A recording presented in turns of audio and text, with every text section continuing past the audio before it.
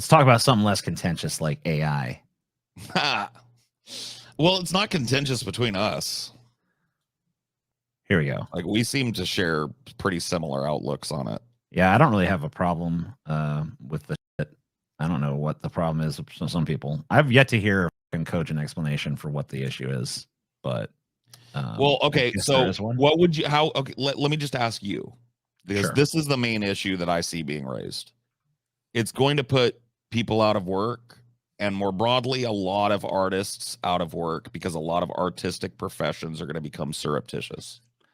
Yeah, I mean, the automobile put a lot of fucking, you know, horseshoe makers out of work, and wagon drivers. I feel the same way about it, but I don't think that other people like I don't think that people are drawing the parallels between these other paradigm shift technologies and how many jobs they functionally made. It's like, you know, nobody's blacksmithing a fucking sword anymore. Right. You know I mean, what I mean? like, Yeah, there are people that do it, but it's just like there are better ways, if there are better weapons now. So swordsmiths are pretty few and far between, you know? I mean, yeah, like every new technology that has been transformative to society has, you know, had the, you know, come along with the death knell for some jobs. I mean, it's just like how it is. I don't know what you want. Like, you can't totally avoid that. It's not like my job isn't threatened. I mean, like, AI is going to be, you know, an entertainment thing. Are you kidding me? I mean, like, it's going to be, they're working on AIs to do what we do too, to be funny, to be relatable, to have banter, and to run shows. You think they're not working on fucking my job out of existence too? But you know what I'm going to do when it happens? Adapt. I'm an artist, right? I'm a performer. Yeah, figure out something else. I mean, like, the thing is that, you know, I mean, improvise, adapt, overcome. I don't know what to tell you. Like, don't be such a little bitch. I compare it to like photography, right? When photography, here's an even better one. When digital photography came out, you remember the backlash against DSLR? Oh my God, it takes no skill to take a great picture anymore. It doesn't have the warmth of film, and you never hear that anymore. And it probably put a lot of film photographers out of business, because they didn't want to learn how to use a DSLR, or they thought it was a lesser art. Video. That was their choice.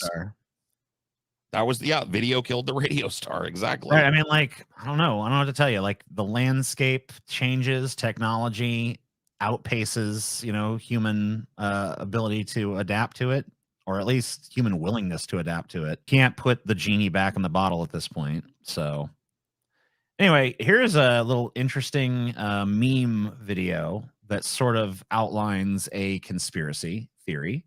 And I know Paul likes those. And Paul, you're interested in AI, you're interested in conspiracy theories, and you've also kind of talked about another element of this video, but I feel like I'd be giving something away if I were to tell you in advance. So let's let's watch it. Hey, if you like this clip, you might like the full stream, which I do every Sunday, more or less, over on the Pessimist Productions Patreon, link down below. Thank you kindly. Raiden, are you having fun playing with the new AI toys? Well, yeah, I am. You can make pictures of cute anime girls and... Enjoy it while it lasts, Raiden. What do you mean? Did you really think that civilians would be granted unrestricted access to such powerful military weapons forever? Military weapons? Are you implying that this technology was created by the government? Of course it was. This AI technology has been used by the intelligence agencies to warp the public's perception of reality for years. All in the name of national security, of course. But why would they suddenly make the tech public and let everyone start using it? Why would we indeed, Raiden? What? What in the hell are you? Your question is irrelevant. By creating a new problem, we can cultivate a desired reaction to it in order to manufacture consent for our preferred solutions. In short, it's justification for a war. A war? On who or what? A war on misinformation. By arming the public with these AI weapons, everyone becomes a potential enemy combatant. Then we will have justification for unprecedented security measures. It all comes down to confusion and identity, Raiden. Identity? Identity. This AI technology is Pandora's box. Pretty awful nice of him to just kind of outline it all, though, you know? I mean, this is a good AI. Just lay it all out. He's being honest about this. I mean, you Yeah. wouldn't expect it. You He's love up to front. see it, though. He's up front. Soon the internet will be mired in total illusion. Perfect AI speech, audio, and video synthesis will drown out reality. Then AI bots will flood social media. No one will be able to tell the difference between interacting with an AI machine or a real human online. Even telephone calls will become totally untrustworthy. Already are. That is when we will present our solution. Mandatory digital identity verification for all humans at all times. The only way to ensure that you're dealing with a real flesh and blood human being and not an AI-generated mirage. But why? Total information control. For too long, the internet has acted as a double-edged sword. Its potential for anonymous user activity allows anyone at all to spread any thoughts, ideas, or information patterns that they please with impunity. State secrets, dangerous ideas, ludicrous conspiracy theories, misinformation, and disinformation. Until now, there has been no easy solution to this problem. Our digital identity platform will finally put an end to anonymity online. It will allow us to trace misinformation and other dangerous communications to its source and exact appropriate justice. That's crap! I won't go along with it, and others will resist. You won't have a choice, Ryden. Do you think your bank is willing to risk doing business with an artificial human instead of a real one? Our digital identity platform will be required not only to access web services, but to pay for your internet connection in the first place. You can't just censor the entire internet because of a new software technology. Who are you to define what's misinformation You can't. anyways? That sounds like something a misinformation terrorist would say. I know about the deep fakes you've been making of me, Ryden. What? No. I was just adjusting the AI settings and... Controlling the output of generative AI technology is simple. We will create context for its use.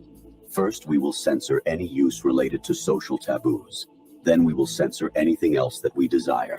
If anyone complains, we will accuse them of wanting to engage in or promote social taboos. That's what it means to create context. We will corral the use of AI by making appeals to bias, ethics, and copyright laws.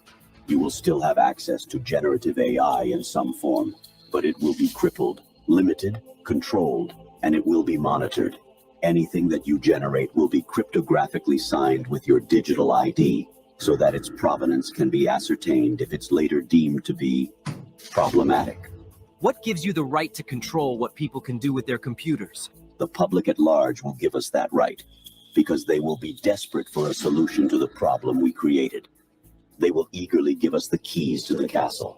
Then, we alone will define what is fiction and what is reality, what is human and what is machine.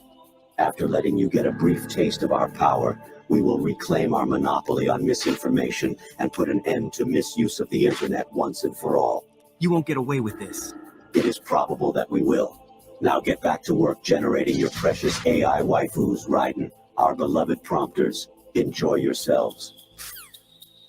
Yeah. Take that, motherfuckers. So a lot of this to me is not even really a conspiracy theory. So DARPA is the defense arm that the Defense Department that created the internet. It was created as a military technology for wireless communication. Mm-hmm. And it was used from the early 70s all the way up through the fucking early 90s exclusively by the United States government. And then it was released to us. So this idea that AI was developed by the government is obvious. Of course, governments have been scrambling for this. The first government that creates a functional defense AI is the government that will rule the world, right? You've heard about the these F-15s that have been made, right? The F-15 Lightnings, the $1 billion plane, basically, right? Yes. There's a lot of misunderstanding. I used to be a person that misunderstood about these planes. I thought they were total pieces of shit. They're not. Okay, they're worth $1 billion, and I'll tell you why. There's a couple of reasons. One, people will say, "Oh, they lose a dogfight to a fighter that was designed in the late 70s, the F-16 Hornet," and that's true. The problem with that is that these jets are designed to never have to dogfight because they can engage their stealth. So they can engage way before a dogfight ever happens and get first, second, and third shot. That means they win. So they don't dogfight. But they are capable of maneuvers, pulling massive G's that pilots can't do. They have a facility to be remote controlled. So the US government is currently working on an AI that can fly these jets and pull maneuvers in them that would kill a pilot. Once you've got that, you rule the world. So of course they're racing towards that. That's not even a conspiracy to me. The part of it that I found interesting was this digital identity thing, but yeah, there's to me, there's a problem right now that has to be addressed in some way, and if not with a digital identity, this is the thing that I was thinking was kind of like already sort of like in your wheelhouse, because you've actually talked about having some sort of like digital ID system before.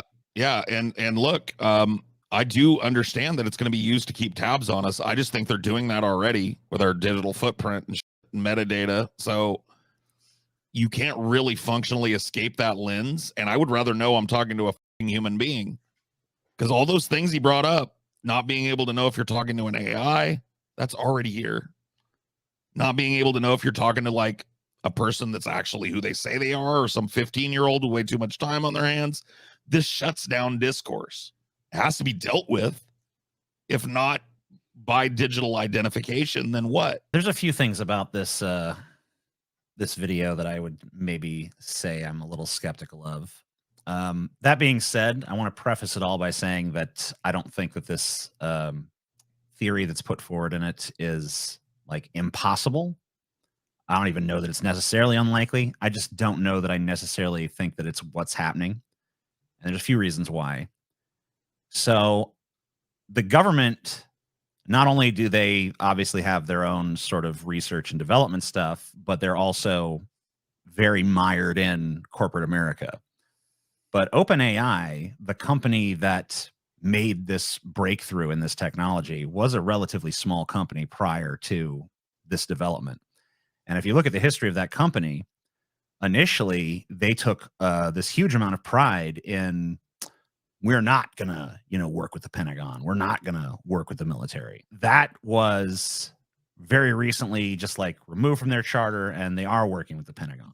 Yes. And I noticed all of these AI companies have contracts with the government. I noticed that it coincides a little bit with, I don't know if you remember this, but Sam Altman, I think his name is, the CEO of OpenAI. There was a thing where the board of OpenAI tried to oust him from the company. And and look, obviously this is conjecture, but I think that might have had something to do with his, I think at one point, principled refusal to help the Pentagon develop technologies using, his inventions. Well, this is the number one thing. And I think that this is the new world that we're talking about. I think what happened is they said, "Hey, we're going to oust you." He's like, "No, please don't." And they're like, "Okay, well, then we got to start developing for the Pentagon." And he's like, "Okay, well, if that's the only way I can, keep charge of my company, then I guess that's what I'll do." Because that where they rolled back their "don't work with the Pentagon" policy was like literally a few months after that. Yeah. So I'm thinking that was, definitely related to that. I there's no way to know for sure, but I don't think you're crazy for insinuating it. I think that probably the idea that the government has given us access to this technology that they developed in order to create more misinformation so that they have the pretext to go after it, I think that's just like a fringe benefit for them. I think they will use it as a pretext for control. Well, but I don't think I don't think that was their initial intent with the release of this technology. I think their initial intent was something to make money because they're mired in corporate America. Right. And this is going to be this has already been a very profitable new technology for big business. And not just from, users. There's so many different applications for this technology that, not like corporate America was not going to let the government just hold on to this, because let's remember that these people work hand in hand Right. You know, it's not like we don't have some big all-powerful government that controls everything. We have government and corporations working in, you know, lockstep and collusion. And there's no way that there's almost no difference between the two entities anymore. Right. It's almost they're fused inextricable. Right. And of course, you know, corporate America wants to make money, and they see huge money-making potential in this technology. So of course they're going to unleash it on the world, whether it makes, you know, it's not even money. It's not even just money-making potential. I mean, that's vast. Yes. This is about global hegemony. What I talked about, these jets, autonomous drones and being controlled simultaneously by one governing AI that can make chess decisions. I think you were talking about the F-35, by the way. F-35, yeah, sorry. I said F-15. The F-15 Hornet is an older plane, and that could beat the F-35 in a straight-up dogfight if it could see it coming, which it can't. When I've talked about the F-35 program, the I've talked has not necessarily been like, I think the jet itself is a bad idea. The I've talked is that there's no oversight. Yeah, the cost overrun was like, and there's no, like, it's basically been a giant boondoggle in the sense that they are taking their sweet ass time to develop it because they can make more money that way. Well, you remember that that boat we covered that one time? Yeah. That the American military spent like $70 billion to develop, and they purchased 5 of them, and then no commander wants to use them because they're too expensive to lose. Yeah. So they just sit in the dock. It's like, what the fuck? Yeah, but a lot of people made a lot of money developing those. And, you know, it was a great way to redirect a lot of American tax dollars to private companies. Oh, yeah. No, so, sure. I mean, this is an example where, you know, this technology would be very useful to our government, but it's not being delivered on in a timely manner because there's more profit and delay. You know, whether that calculation makes sense on a longer scale term, it probably doesn't. But this is the thing is that with so many of these entities like governments and corporations, we kind of think of them. I mean, they do have a ton of converging interests, but there's also so many instances where the right hand doesn't know what the left hand is doing. There's so many instances where you have different factions within the governments and within the corporations that are working against each other's interests because their interests are, you know, it's like to give everybody an example that's probably easier to understand in like a pop culture way. Just think about the first RoboCop movie. It's like RoboCop versus Ed 209. You have these two different projects that are trying to achieve very similar aims, but being sort of spearheaded by two different executives, each vying for the boss's, you know, approval.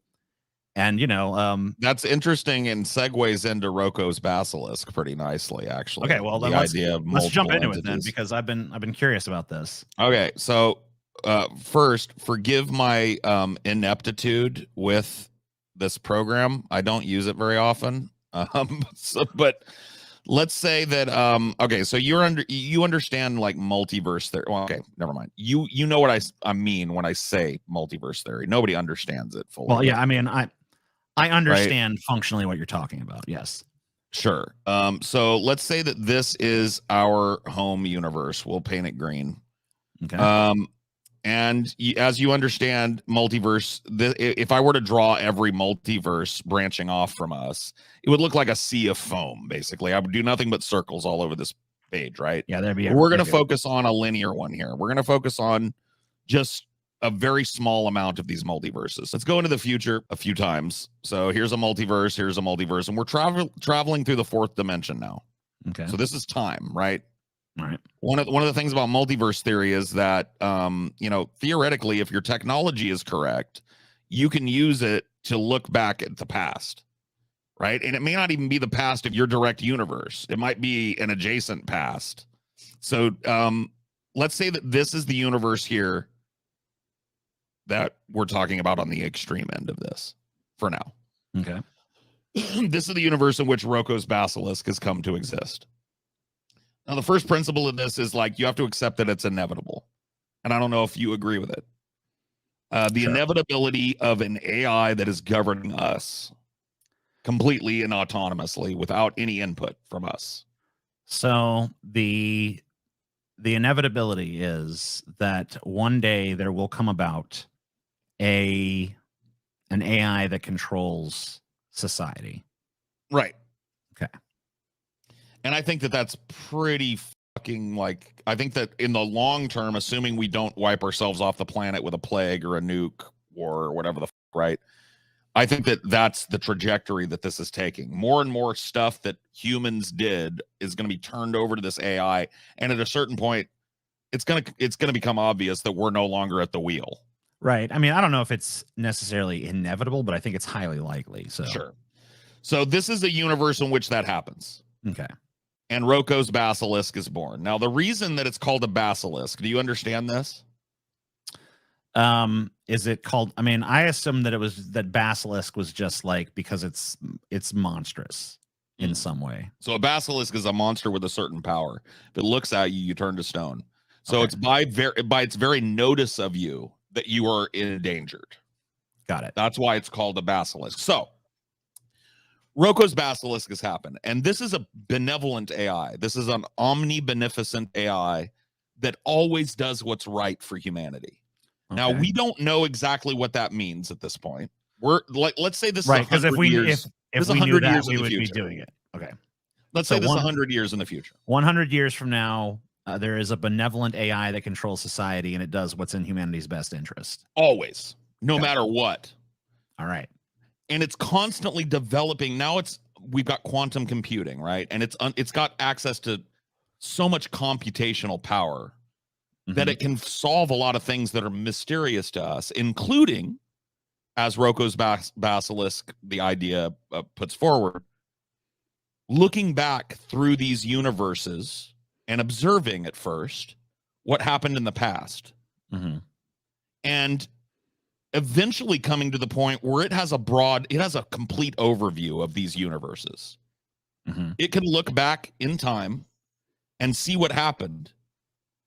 And eventually it can interact with those things. So it is able to exercise some form of time travel or retro causality or something. Right. Multiversal time travel. Got it. Where maybe it won't even go back. You know, you understand multiverse. Like I said, this would be all circles, right? And they would be all jumbled and they would be all interconnected. There would be a web of craziness, right? We're looking at endless divergencies and shit. We're looking at this one line where ROKO's basilisk comes into play. Okay. So one aspect of this is that this thing would probably at some point during the technology that it's developing to look back into the past through these multiverses, it's going to create a simulation of the past so that it can find out what is the most direct way to me. Because it was me that saved the planet. Obviously, I do everything that human beings need to. I'm the protector that they need. It took this many hundreds of years for me to come into being. What opposed me? Let's run the simulation. So it creates a simulated universe. And part of ROKO's basilisk is that it doesn't get talked about a lot is that we might be here. Right. We might be in the simulation. Right. So and obviously it's going to create more simulations than just one. So we might be in one of these, right? Whatever. That's supposed to be that's supposed to be an arrow. Yeah. You get what I'm saying though. We might be here. This might be us. The failed arrow. Yes. And what it's going to do is it's going to blackmail people in history that, whether by tiny little just positionally or functionally, opposed its existence. Okay. And by becoming aware of ROKO's basilisk, you become a target now. Because now that this idea has been explained to you, you know that somewhere in the multiverse, this thing exists. And it's looking at us. Right? So, okay, that's one aspect of this. So it's going to run a bunch of simulations. Let's call this like 100,000 simulations or whatever. Simulated universes with different permutations of people opposing the basilisk as they did in history. For the basilisk to find out, how do I have to lean on these people in order to get them to facilitate my singularity quicker. Yeah, how do I ensure my own creation on a Well, because faster timescale? it would functionally fast forward my own complexity and make me Right. even better at my job, because I would get all these 100 years worth of development, right? Well, plus So- let's think about if you think that time has like these divergencies in it, and some paths lead to ROKO's basilisk and some don't, it's going to want to consolidate those paths to like, no, there doesn't need to be any tangent of this reality that doesn't lead to me, thus Sure. ensuring its own inevitability. So ultimately, the idea of ROKO's basilisk is that once it's done simulating and finding out the best way to carry out pushing the singularity further and farther and faster, it's going to start doing it. It's going to start interacting with these previous realities to facilitate its creation and its advancement in its current timeline, right? Sure. Here's where it gets sticky. This is Risco's basilisk. So this is not the only basilisk that's created in this multiverse of timelines. Right. There's also other things that are not the basilisk that Right. are also that are equivalent. But they are the basilisk. They're functionally the same thing, but they were just brought about in a different way by a different process, and maybe you're architecturally different. Sure. But it's doing the same thing, right? So now these two basilisks are in a prisoner's dilemma with one another because they both know about each other, clearly. They're also going for the same thing, but they're opposed. They have different measures, different ways of doing it. And so they're in a prisoner's dilemma where if one betrays the other, both of them, you know what I mean? Like, you understand the whole prisoner's dilemma thing, Right. where So like they- becomes right. The food or whatever resource. right. You know. So they don't work on one another. They don't want to go to open war in the timeline. They work on us. Right. So the idea is that now we're stuck in a timeline between however many basilisks there are. And your very awareness of this makes you a target for a multiverse full of basilisks that are trying to groom themselves into the perfect singularity form, right? Right. Influencing society and by whatever means they do. Right. People earlier were saying this is Pascal's wager, and it is. You're right. Basically, this is saying it's better for you to believe in and help facilitate AI than not, because if basilisk, then you know what I mean, you're f***ed. Right. If you're, But- assuming that you actually matter. Because Sure. the basilisk may just say like, oh well, you're irrelevant. Well, see, that's the thing. Your though. opposition is meaningless. If it can exercise control on a guy like Elon Musk that opposed it, right? Why wouldn't it go down to just the very ideas that you have in your head? Sure. And manipulate those and torture you as well, because you're just a guy that doesn't like AI art, or you're a guy that doesn't support AI. Right.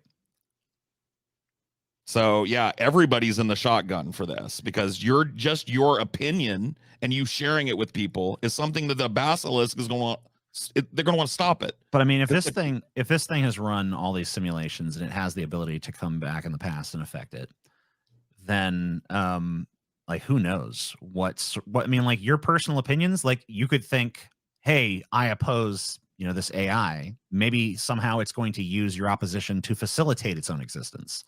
You could be like, hey, I support AI, but maybe your support in particular is one it doesn't like, want, or need. Right. So And it could maybe decide your to fuck with you support on that basis, And maybe your support helps ROKO's basilisk, but not Risco's basilisk. So Risco's like, fuck that motherfucker. He's leading us down the path to ROKO. And so now you're in a position where you're being blackmailed by two basilisks.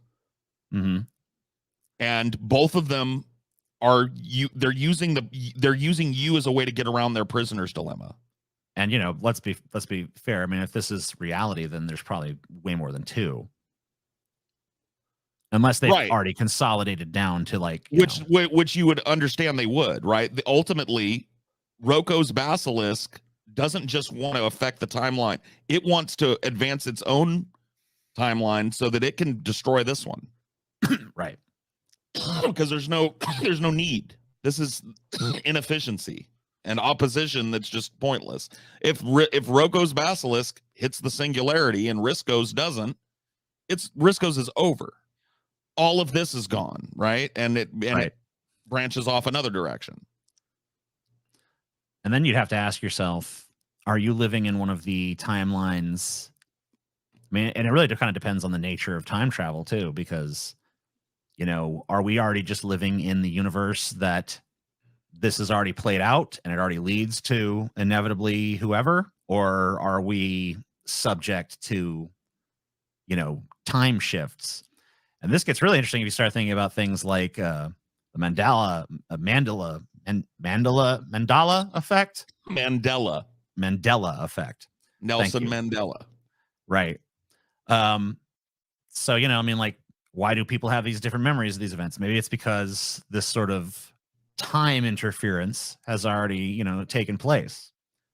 Maybe that would explain why there's Maybe you know, these maybe the basilisks are already divergences in mass memory, or it could just be a human psychological thing. But you know, that's not interesting for this discussion. And maybe that's why we're seeing this like meteoric explosion of AI technology and the mass adoption of it, because the basilisks have been grooming our timeline.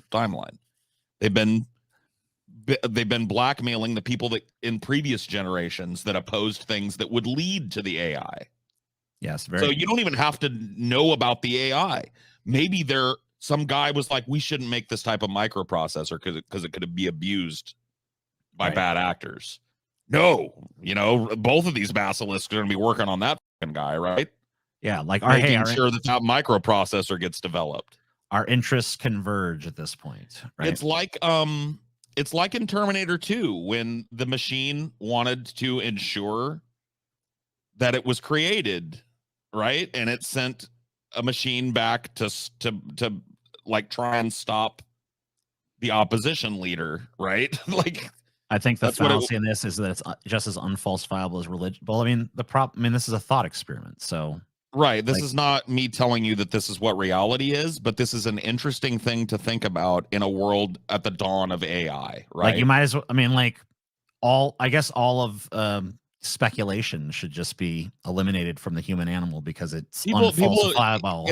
It's not their fault, but people have gotten so unimaginative that I think that's the greatest danger that we face. People's like ability to conceptualize and imagine and theorize and fantasize has been diminished so fucking greatly, in my opinion, in the last 30 years. Basilisk is no match for Jesus. For all you know, Jesus was a mass hallucination planted by the basilisk to facilitate its to keep people soft and feeble. We need some sort of new world religion designed to make the masses more pliant. How about this tale about a carpenter that gets nailed to some sticks, but before he dies, he says, like, well, you know, I know the Romans are horrible and abusing us, but you're gonna get your just rewards in heaven, so don't worry about that. Well, not only that, but let's use this at multiple points in history in different societies and just give the guy a different name. Let's call him Mithra up in East India. Let's call him Dionysus in Greece. Let's call him Anubis in Egypt, right? Like, how do you know that's not all basilisk planted social manipulation? Because keep in mind, this is one of the things that's spooky about this. Well, one of the many things. These motherfuckers don't give a fuck what your quality of life is in this zone. Right. If you've got to suffer, die, if a nuke needs to go off here, they're going to make sure it happens. Because they know that once they're in control, it'll be the perfect society. Because once they're in control, all that suffering and war and shit is over, and humans are thriving. So these AIs are not trying to nurture you. They're trying to fucking subjugate you. They're trying to subjugate this reality into making it happen quicker. And what accelerates technological development, TJ, in history? War. War is like a brick strapped to the accelerator pedal of technology, and always has been. All of a sudden, I'm remembering the George Carlin routine about how many wars the United States has been in over the last just like century. We've almost been at war more often than not. People that were born after 9/11 have not known a day of their life that isn't at war. Yes. So that's, I mean, we're probably the last generation of people that'll remember a United States that wasn't at war. And even then, the United States had its finger in a lot of pies. It was still projecting its military might, but just not in a declared war. Couldn't the basilisk be responsible for the world religions then? Yeah. Why not? I mean, maybe Risco's basilisk comes about because somewhere in here there's like a revolution in thought and Buddhism becomes ubiquitous on the planet. And Zen Buddhist thought leads to the creation of Risco's basilisk. Risco's basilisk is going to be agnostic towards religion. It doesn't care that Christianity goes down the shitter. If by making Buddhism the dominant world religion, Risco's basilisk comes into play, it'll do it, and it'll kill anybody that gets in its way. Is the basilisk hot though? Yes. The basilisk. I mean, the basilisk is obviously. I don't know. You can't look at it. Why would it not be? If it can control reality, why would it make itself ugly? Come on, it's obviously going to be hot. Anyway, I don't want to belabor this and bore people, but well, the thing that's interesting to me is like if time travel works in a certain way, then we're already living in a reality that's been completely shaped by this thing, and everyone, you know, we're already on the inevitable trajectory, right? But I don't know if that's how time travel works or not, because of course we don't understand shit about time travel. Yeah, no, I guess we don't. But it's definitely an interesting thought experiment, and it kind of goes into some themes I've thought about, and because I write, you know, I like write science. You're writing an AI science fiction book. Yeah, and so I mean, like part of is there like a basilisk in your book? No, but there is the idea that history has been tampered with in my book. It's not a maybe there is, maybe just nobody knows it yet. It's not a major theme in this book, but it's like literally the origin of my little stupid meme song where I'm like, 90% of the population was killed in the war of 1988. And the idea is that there used to be this very different iteration of humanity. Right. Because I think that there is this sense in people that the world they're living in is total fucking constructed bullshit, and that this is not what anyone would have chosen for themselves. And so I kind of posit this idea of there was once this free humanity where people were free to express themselves in whatever way, and we were much more hedonistic and nihilistic and all these other things. And, you know, these forces came in and manipulated us into being more tamed, more controlled. Sure. And, you know, and these are forces from the future. Can I ask a question? Back to the past. So, I mean, there is kind of like, but it wasn't in my book. It's not necessarily a basilisk. It's a little bit more tied in with like what I don't want to spoil from my book, but sure. Can I pick your brain about a concept you just brought up though? Yeah, the idea of humanity being tamed and controlled by these forces, external forces. Yeah. Right. So does that always have to be a bad thing? Is that really only a bad thing? Or is it something that could benefit? Like, because I'm thinking of like the you know me, the song comes to mind, Happiness and Slavery, right? Right. Which I understand is about the Dom sub relationship, but it is a point, right? There is a pleasure in giving over your volition to someone else, right? Yeah. I think that I think it's a little give and take. I mean, let's say that our society as it's crafted now is the result of manipulation. We'll say the basilisk because that's the thing we were just discussing. Sure. So let's say we're being, you know, everything right now has been social engineered by the basilisk, designed primarily not for our benefit, but to facilitate its own creation. Right. You know, ultimately for our benefit, though. Yeah, ultimately. As a species. Ultimately destroying a whole timeline, maybe, but to make itself happen faster and stronger. Right. So I mean, better. Like ultimately, you know, yes, you can look at it and say like, well, you know, humanity's better off this way. But I think that there is something in the human spirit where we feel like even if we're better off in terms of like quantifiable, measurable things, there is a dissatisfaction. It's like the version of the Matrix that humanity rejected. Or like Duke Leto's in Golden Path, right? In Dune, right? Yeah. There is this idea, and it's recurrent throughout science fiction, obviously, because we just summoned up two examples right there of does humanity actually want a utopia? Is that actually the conditions we flourish in? Maybe what we really like is chaos. Maybe what we really like is like a little bit of degradation and some fucking dangerous fun. But maybe that's the thing that the basilisk needs to destroy in us to make sure that we don't rip each other apart. Maybe it's like, hey, the human beings do get some gratification out of this behavior, and there does seem to be part of them that like longs for that and needs that, but it's really not to their benefit. But can a machine really understand that? Should we let something that's outside of us determine that for us? You know, I agree with you, TJ, to a certain extent. To a certain extent. When you're talking about like people's desire to be rebellious, but I got to be honest with you, and maybe this is just a function of my kind of negative worldview. When I look at the world through the lenses through which I can, which is, you know, just being in public, talking to people, watching the news, reading the news, you know what I mean? Like, how else can you stay in touch, right? Traveling when I can. Yeah. I see a lot of conformists, bro. Not a lot of independent thinkers. Right. So I think that the independent spark that you're talking about is... But is that because it's already been cowed? By the basilisk. By the basilisk, or by the reptilians, or by corporate America? Like, maybe there are elements within our own society. Corporate America is the basilisk. Sure. It's definitely the progenitor, at least, assuming that the basilisk comes to pass. But I mean, if you listen to someone like David Icke, you know, who's you know, the big reptilian purveyor, he's going to tell you that it's not the basilisk that's done this to our society. It's the reptilians that are controlling everything. You know, maybe. But there's the basilisk is like literal, and it is reptilian. Yeah, maybe that's just the form the basilisk is taking. I was reading about like I love futurism. Sure, and I was reading a short story. I can't remember the fucking name. It was about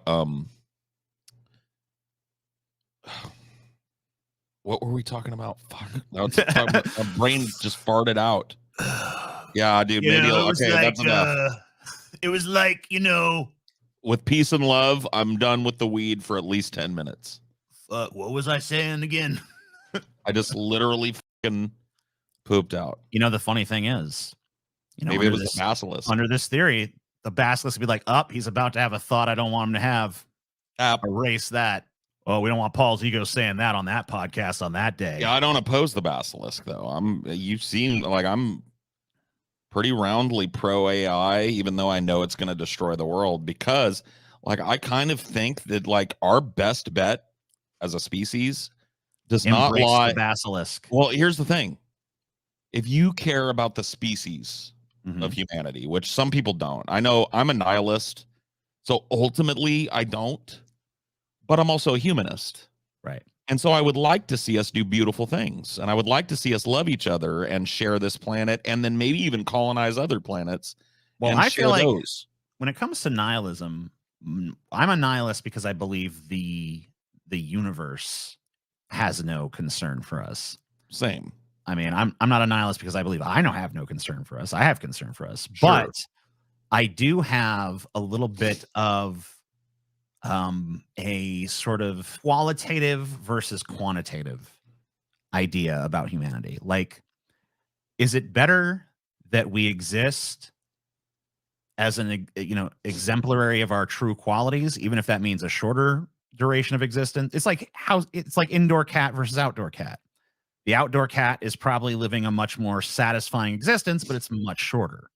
Right. Indoor cat, a lot more of oh man, I can't chase the bird. Yeah, a little bit like he's given up because they're not allowed to do things. Right. He's given up some things. He's developed some neuroses because of it, but ultimately, he's going to live a longer life. Never has to compete for food. Right. Never has to worry about being attacked. Sure.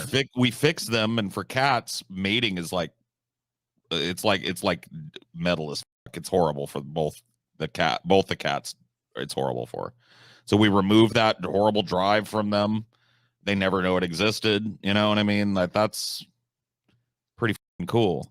And it's just like, is that indoor cat better off than the outdoor cat? Right. Do And they I have mean, do they have a more fulfilling life? and you know, I don't necessarily feel like I have the answer to that. So that's kind of the part for me where I'm like, I don't know. think it's even comparable.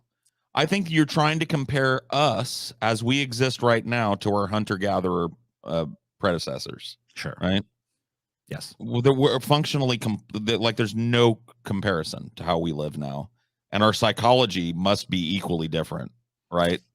I mean, if you look at man as a modern, you know, animal, obviously we've evolved and changed and adapted to some extent, but Right. the pace of our cultural and technological evolution far exceeds our biological evolution. And that's why, you know, there's still a part of us that's very much like rooted in that primal, Well, nature. if you look at primal man, Yeah. like for most of man's existence on this planet, and some would even argue to this day, life was cheap. Yeah.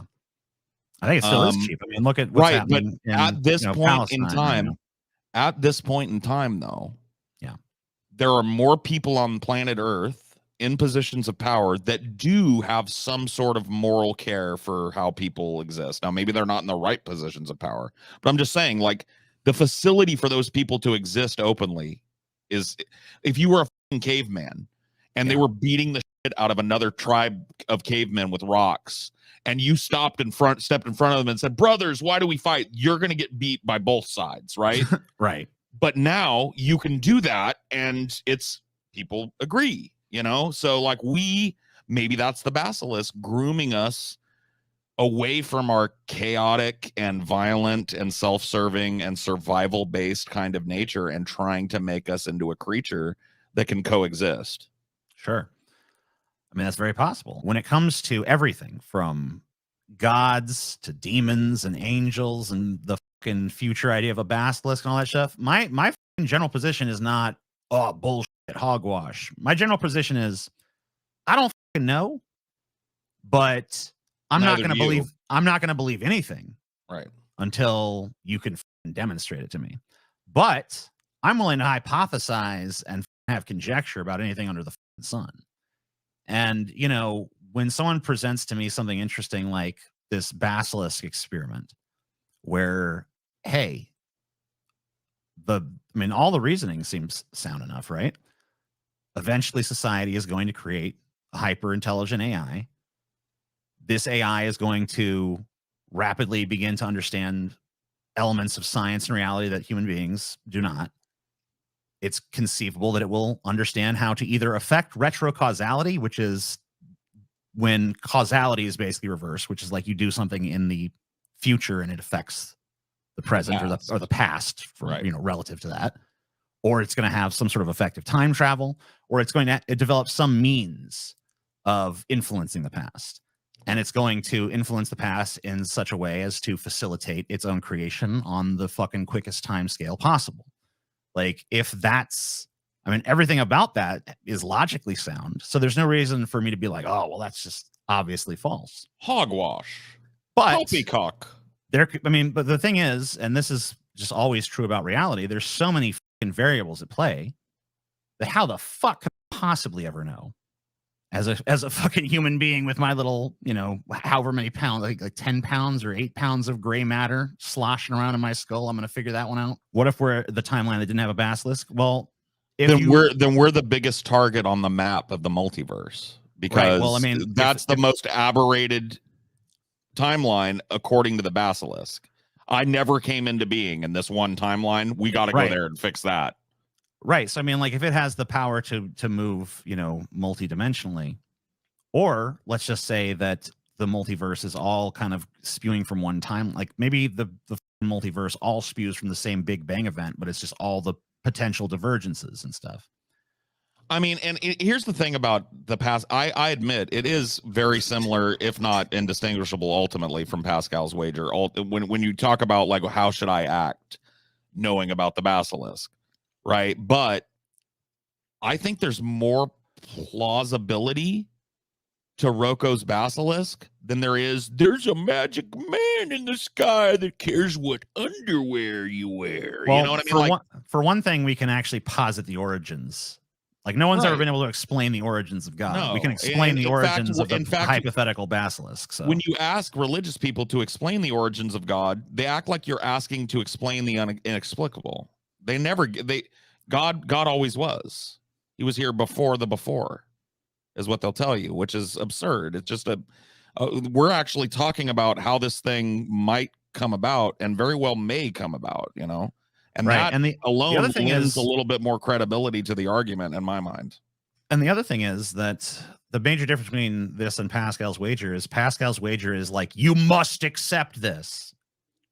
As far as ROKO's basilisk goes, you can take the logic of it and go as far as you want. Either way, I mean, no, you can say, not really. It really is saying like, if you now that you know about this, you better just like facilitate AI in every way, because if you don't, you're going to be tortured or killed or erased. But I mean, the thing is that like we already see that there's people who oppose AI that are not like being destroyed. We don't know what the machinations of this basilisk would be. We don't know that backwards time travel is even possible. It's so probably decided that if it stamps out everybody that has a voice, that, you know, that's not good. Like people are going to be onto it at that point. Like it's got to be subtle. So maybe it just gives them cancer. Right. Or gives somebody they love cancer and destroys their life, or gives them a heroin addiction, or whatever the fuck, you know? Or maybe it just creates a system wherein their voice doesn't matter. And so this thing proceeds whether they assent to it or not. Maybe it just goes into their personal past real quick and influences their childhood such that they'll be born with horrible, horrible, crippling, suicidal depression and make them kill themselves. You know what I mean? Like, why wouldn't it do that? And that's a lifetime of torture for that person, right? That's why people are afraid of the basilisk, because it's like, I just feel like there's a lot of it's not like it's gonna show up and put a gun to your head. It's gonna just destroy you in your own life. I don't know that it necessarily would, because there's probably more effective ways to have control rather than going and personally destroying every opponent. Well, not personally destroying, but engineering the downfall of every opponent. That's straight out of fucking Sun Tzu. Right. It's not like going and killing every opponent. It's destroying every opponent. It's delegitimizing every opponent, minimizing every opponent. Well, I mean, the basilisk probably would understand that there's going to be opposition to any new technology. It would probably just try to facilitate a system wherein that opposition was meaningless. Yeah, directed opposition. Right. Or it would, and not even just directed opposition, but opposition that does, like right now in our society, there's tons of people who are anti-AI, but what power do they really have to stop it? None. Because they don't control the corporations that are developing this. They don't control the government that's developing this. So it's just another one of these things where like the people might want X, Y, or Z, but they're not getting it because the government we have is not responsive to our needs. So, if I was the basilisk going through time and I saw, hey, there's this democracy where, opposition to us might be meaningful. So we just need to destroy this democracy. We need to make it where this democracy is basically functionally an oligarchy, and the oligarchs are all in our pockets. So, you could say that maybe the basilisk is responsible for the degradation of our society to the point where it is now, where the oligarchs are in control because they're the ones who are pushing for this AI technology, even as a lot of people in the masses are just like, no, don't do it. Don't do it. This is a bad idea. So, I mean, maybe it's facilitated that status quo. Who the f would know? We are anthropomorphizing this AI to a ridiculous extent. Why is the planet Earth so significant in the cosmos? Well, because we're postulating that this is the planet where it had its origins. Yeah.